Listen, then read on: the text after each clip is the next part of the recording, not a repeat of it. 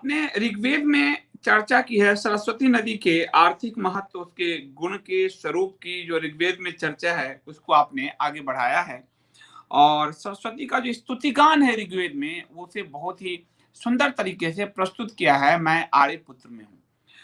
आज जब यूजीसी अपने पाठ्यक्रम में तीसरा प्रश्न पत्र जो है उसमें सिंधु सरस्वती सभ्यता नाम से एक टॉपिक रखता है, जिस सरस्वती नदी को ऋग्वेद में इतनी उसकी महिमा गाई गई है, वो सरस्वती नदी विलुप्त हो जाती है भौगोलिक कारणों से।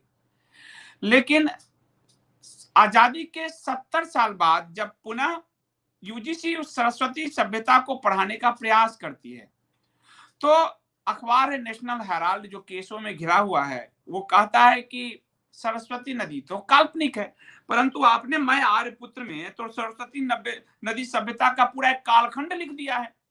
तो हम आपकी बात समझें, ऋग्वेद की बात समझें या नेशनल हेराल्ड की बात समझें? मेरा ख्याल है मैं तो उनकी बात करना ही नहीं चाहूंगा, मैं तो अपनी बात करना चाहूंगा और अपनी बात कह के उनकी बात उनको निरुत्तर कर दिया जाएगा। जैसे एक सिंपल सी बात, ज्यादा देखिए संदीप भाई, हमारे ऋग्वेद में व्यवस्था के अंदर हमने उसको कई स्तर के ज्ञान दिए हैं। मैं अभी उस तरफ उत्तर पे, अभी आपने सरस्वती को काल्पनिक कह दिया। उस काल्पनिक कहने वाले व्यक्ति से पूछना चाहिए कि सरस्वती नदी का वर्णन जिस ऋग्वेद के मंडल के जिस सूक्त में है, उस सूक्त का नाम ही नदी सूक्त है। तो मतलब कि आप झूठ के कहते हैं, झूठ के कोई पैर नहीं होते और सच को पैर की आवश्यकता नहीं होती। मेरा मेरा ये एक स्टेटमेंट है कि झूठ को जो है ना, झूठ के पैर नहीं लगा सकते आप, वो तो चल ही नहीं सकता। अब मुझे बताइए, मैं तो बहुत ज्यादा लंबी चौड़ी पे बात नहीं आ रहा, तो बेसिक्स पे आ रहा हूं कि सरस्वती का वर्णन जिस जगह पे है वहां पर नदी सूक्त है। अच्छा चलिए मान लीजिए कि सरस्वती उसमें कल्पना है, उसके जस्ट पहले गंगा और यमुना का वर्णन है उसी उसी उसी मंत्र में 10.75.5। मैं तो आपकी आर्य द्रविड़ थ्योरी की बात करना जा रहा था, आपने यहां आगे, चलो मैं इस पे आ जाता हूं। नदी सूक्त का 10.75.5, उस सूक्त को कोई भी पढ़ ले, उस पर तो कोई हेराफेरी नहीं कर सकता ना आदमी।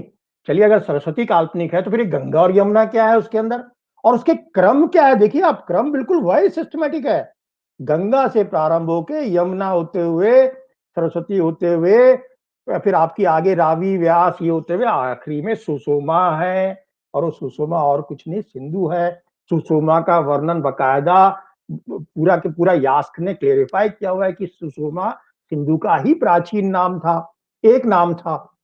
तो मुझे बताइए, गंगा भी काल्पनिक हो गई, यमुना भी काल्पनिक हो गई, रावी व्यास भी काल्पनिक हो गई, तो सरस्वती बीच में कैसे छूट जाएगी भाई? और दूसरी बात संदीप भाई, मुझे याद आ रहा है आपकी बातों पे, आपने सरस्वती भाई, तो मुझे सरस्वती को नदीतमा कहा गया है। और मतलब अच्छा चलिए हम थोड़ा और बाद में आ जाते हैं, हम त्रेता में आ जाते हैं। चलिए मैं आपको एक उदाहरण देता हूं संदीप भाई, बड़ा ये उदाहरण सबको शायद कनेक्ट हो जाए। जब भरत कैकेयी प्रदेश से लौटते हैं तो बाकायदा उनकी पूरे पूरे मार्ग का वर्णन है। उस युग में अनेक नदियां थी। नेचुरली हम जब 15-20 हजार साल पुरानी बात कर रहे हैं, तो अभी हमारे सामने कई नाले और नदियां सूख रही हैं, तो इतने युगों में कितनी सूखी होंगी। और वो पूरा बेल्ट हिमालय का था और हिमालय से बहुत नदियां निकलती थी। तो जब कैकेयी प्रदेश से अयोध्या आते हैं 4 दिन 5 दिन के अंदर, तो पूरे रास्ते में उन नदियों का क्रमानुसार वर्णन है, जंगलों का वर्णन है। तो मैं जंगलों पे नहीं जा रहा हूं, नगरों और पुरियों पे नहीं जा रहा हूं, आपकी बात के ऊपर आ रहा हूं कि भरत का वर्णन जब होता है, मार्ग में सरस्वती का वर्णन आता है, उस कथा को आप क्या कहोगे? वाल्मीकि जी के रामायण को भी गलत कर दोगे आप? तो मनोज सिंह जी, और तो और मनोज सिंह जी एक सेकंड, जिस अखबार ने सरस्वती को काल्पनिक कहा, वो उस सरकार ने तो राम जी को भी सुप्रीम कोर्ट में काल्पनिक कह ही दिया था।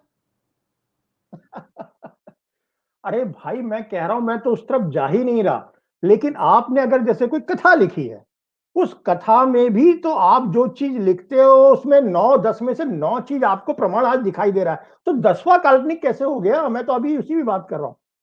श्री राम तो इतने ऐसे चरित्र हैं, वो इनकी इनकी कल्पना और इनकी इनकी परिभाषा के लिए वो उनको आवश्यकता नहीं है। वो जितना उनको परिभाषित करेंगे काल्पनिक, उतने श्री राम का महिमा बढ़ती चली जाएगी। ये श्री राम की महिमा को जानते नहीं है। तो श्री राम को कल्पना करने वाले श्री राम किस स्थिति में है वो हम समझ ही रहे हैं, उस तरफ क्यों जाए। मैं तो ये कह रहा हूं कि सरस्वती की कल्पना, अब आप राम सेतु को भी काल्पनिक बना देंगे क्या?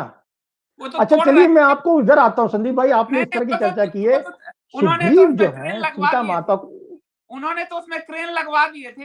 अरे मैं आपको एक बड़ा सुंदर उदाहरण दे रहा हूं, एक बड़ा सुंदर उदाहरण दे रहा हूं, मैं आपको एक सुंदर उदाहरण दे रहा हूं।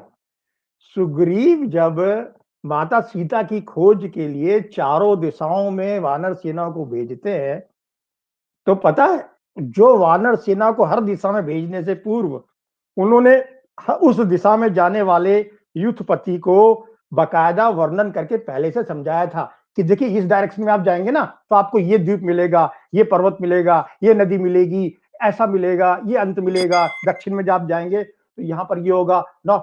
और आज भी वो क्रम को अगर आप ध्यान से देखें तो नर्मदा जो केंद्र है भारत का, उस केंद्र से चारों दिशाओं में वही क्रम में आज भी चीजें हैं।